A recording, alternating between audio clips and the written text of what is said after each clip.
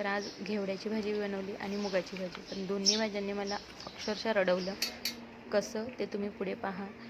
तर चला, मी किशोरी तुमचं सगळ्यांचं अगदी माझ्या एका व्लॉगमध्ये स्वागत करते. तर सकाळचे 6:30 ते 6:45 माझा मॉर्निंग वॉक असतो.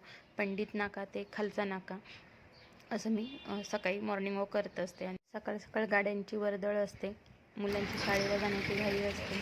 आणि हे बघा, साईबाबांचं मंदिर आहे. इथे जे महाराज दिसत आहेत ना, म्हणजे जे बाबा आहेत ना, पुजारी बाबा, तर ते रोज साईबाबांना छान स्नान घालतात, मस्त कपडे घालतात आणि मग ते जातात. तर मी सुद्धा लांबून दर्शन घेते आणि मग रिटर्न होते. तर असा काहीसा माझ्या दिवसाची मस्त अशी सुरुवात होत असते. घरी आल्यानंतर आवरल्यानंतर पहा, आता काल होती एकादशी आणि आज द्वादशी, तर महाराजांना नैवेद्य पण दाखवायचा होता. तर इथे आहे ना, जेवढा तुम्हाला आता घेवडा दिसला आहे ना निवडताना, तेवढाच निवडलेला. पण काय झालं, सकाळी मुलगा आणि मिस्टर दोघे पण जिमला जातात आणि क्रिकेट प्रॅक्टिसला. त्यांना अंडी बॉईल केली होती, तर ते सगळं मी वेगळं ठेवते. माझं व्हेजचं जे असतं ते वेगळं असतं.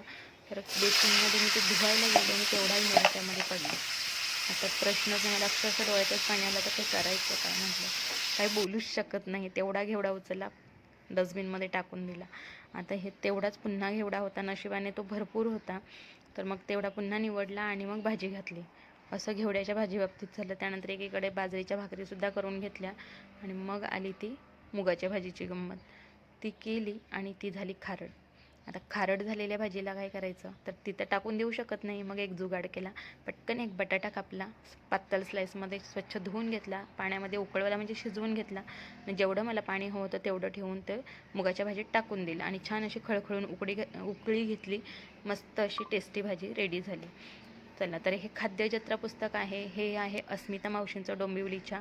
तर त्यांनी लिहिलं आहे आणि त्यांची 4थी आवृत्ती आता प्रकाशित झाली आहे आणि त्याच्या शुभेच्छुक पुस्तकामध्ये माझं नावसुद्धा लिहिलं आहे. तर व्हिडिओ आवडल्यास व्हिडिओला लाईक करा आणि या पुस्तकाविषयी जर जाणून घ्यायचं असेल तर कमेंटमध्ये नक्की सांगा. आणि आज आहे व्हॅलेंटाईन डे.